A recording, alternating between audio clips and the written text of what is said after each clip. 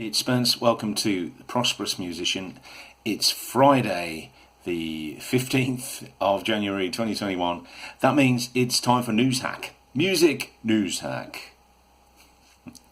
So this is just a roundup of the week's interesting music news. And to kick it off with, now usually early January is the time for the Grammy Awards. And we've talked about the Grammy Awards on News Hack before. We've let you know who's up for what, in what category.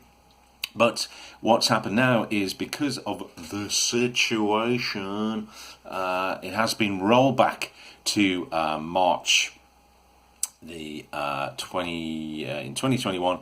It's going to be on March the 14th, on Sunday, March the 14th. So that is the 83 categories. It is the 63rd Grammy Awards, moved back because of the situation. So tune in then on March. We'll do a bit more on that a bit nearer the time. So I just want to catch up what's going on now. There seems to be an ongoing trend with music stars, established music artists, songwriters and performers who are selling their songs to publishers, selling either all or part of their back catalogue. And you can understand why, because a lot of particularly performing artists, now they're not sure when they're going to be back on the road, when they're going to be able to earn more money on the road, because that's where most of performing songwriters anyway will make their money. Now, non-performing songwriters, obviously, it's slightly different, because they don't have to be on the road. But having said that, the artists that they're writing for need to be on the road to be generating more money. So I guess that it makes sense why seems to be a growing trend of publishers buying up catalogues of artists, because I suppose they're more open to doing that nowadays. So anyway, more news on that. Ryan Tedder, who is let's go back to here. Ryan Tedder, who's from the band One Republic, who's more famous, I think, in the States than here. He's had his back catalogue bought out for an estimated $200 million. That's a lot of dough. And it's been bought by private equity firm KKR and Co. Now they also have investments in TikTok, the TikTok parent, Byte Dance and music company BGM. So Ryan Tedder, not only just famous for being in One Republic, he's co-written with massive stars like Beyonce. He's written with Lady Gaga. He's written with Paul McCartney. He's written with U2. I think he's even written with Stevie Wonder, Ed Sheeran, Cardi B, Jonas Brothers. I mean, you name it, he's written with them. So he's got a big back catalogue there, around 200 million. That is the value of the catalogue. How much he'll get for it, we don't know. But he's probably sitting pretty with that deal there. More news on artists selling out, not selling their out, but selling their stake. So Primary Wave, one of the big publishers, they're buying 50% stake in Grammy-nominated songwriter Katie Tunstall. Now, she's been nominated for the Mercury Prize as well. She's Scottish-born Katie Tunstall. She's the latest songwriter to strike a partnership with Primary Wave. If you remember, we covered the fact that Dan Wilson, a award-winning songwriter, he sold his music publishing catalogue to Primary Wave recently, and also Stevie Nicks has traded in 80% of her back catalogue. Katie, as it's an unresolved, undisclosed fee rather, but the big song that she had was Suddenly I See, which was placed in a couple of films. It was in Ugly Betty, Grey's Anatomy, so it's done really well. And that album that she did, which was Ice the Telescope, which is some massive hits on there. So she's done well, and she's 50% of her back catalogue is now with my Primary Wave Publishing. So well done to her. And yet another one. We also have Mick Fleetwood. He sold some of his stake as well, which is pretty much all of Fleetwood Mac now have cashed in on their back catalogue, or their stake rather, in the songs. And so this is more of the non-performing songwriter who is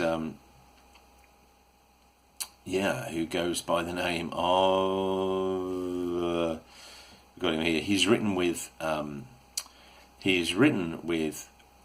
Post Malone. He wrote Better Now, Rockstar, Sunflower, featuring Swally. He's written Camila Cabello's Havana, which was a massive song. The Jonas Brothers' Sucker and Halsey's Without Me. Now, these are mainly big hits in the States, big hits nonetheless. So he's been signed by Universal Music Group, one of the biggest song publishers in the world. He's 6-time Grammy-nominated songwriter. So he's been signed to an exclusive global publishing deal. Not sure what that will be in terms of money, but he's Louis Bell, and his songs are collectively more than 150 million times platinum in the US alone. Just think about that. Not sure what platinum is. Is that 100,000? So 150 million times platinum. It's pretty good. He's a 3-time consecutive nominee for the Grammys Record of the Year, ASCAP's Songwriter of the Year, Variety's 2020 Songwriter of the Year, and Variety's Producer of the Year. So he's doing pretty well. He was executive producer on Post Malone's Hollywood's Bleeding. He wrote had an intricate part in the writing and production of all 17 tracks on that album. Have you heard it? I haven't. So he's he's another one out of the 4 of who we featured this week who have cashed in with publishers. I wonder who's going to be selling out next week.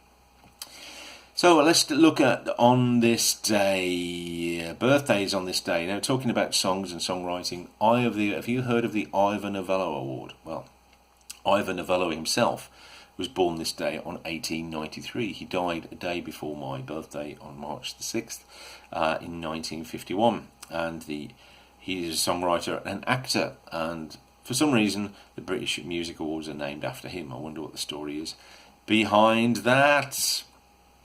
On this day, on the 15th of January, George Harrison, we like to talk about the Beatles here, George Harrison had a 5-hour meeting with John, Paul and Ringo. Maybe it was on Zoom, but unlikely. Ringo, where he made it clear he was fully prepared to quit the Beatles for good. Harrison wasn't happy with plans for live performances and the current Let It Be film project. So I think they split up not long after that, didn't they? Don McLean, one of my favourite songwriters, his massive hit, worldwide smash, American Pie, started a 4-week run at the US singles chart, which was the beginning of that, to make that song massive. 1983, that was 10 years after I was born, Men at Work started a 4-week run the number 1 in the US singles chart with Down Under. They Australia's Act group's second US number 1, also a number 1 in the UK. So, do you know what their first number 1 was, if that was the second? That's a good question, isn't it? I might tell you the answer to that next week. And certainly one of my favourite artists when I was growing up, the first pop star I really got into was Adam and the Ants, rather. But apparently things went downhill, didn't they, for him after that. And in 2002, he was admitted to a mental ward, sadly, for 24 hours after being charged by police with pulling a gun on staff in a London pub. Not cool, mate. Not cool. And very sadly, Dolores O'Riordan, who wrote some amazing songs with the Cranberries, she died unexpectedly when she was in London on this day, June 2018, which was about 3 years ago now. It all seems so far away, doesn't it? Anyway, so there you go. I didn't want to really end on a bum note there.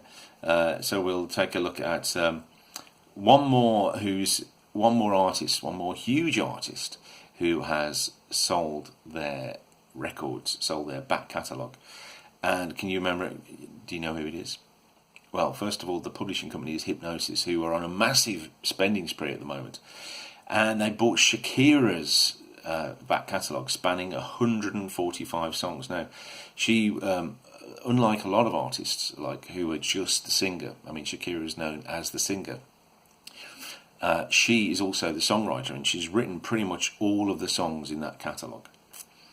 She's had over 80 million records, sold over 80 million records to date, won 3 Grammys, 12 Latin Grammys, and a host of other awards. She currently has over 32 million monthly listeners on Spotify, and her official YouTube channel is getting close to 20 billion lifetime plays. That's a lot of plays. So she was born in Colombia, and her first English language album, Laundry Service, arrived in 2001, selling over 13 million copies. 6 singles. The hits were Whenever, Wherever, Underneath Your Clothes, Qui me connais-tu. Since then, Shakira's global hits have included the likes of Hips Don't Lie, her first #1, plus 2009's She-Wolf, and the official song of the FIFA 2010 World Cup, Waka Waka, This Time for Africa. don't remember that one. Anyway, our old friend Mick Fleetwood, brilliant name. What no one should ever take for granted is that Shakira is one of the most serious and successful songwriters of the last 25 years, having written or co-written virtually every song she has ever recorded. And Shakira responded by saying, "I know Hypnosis will be a great home for my catalogue. I'm so happy to partner with this company led by Merck, who truly values artists and their creations."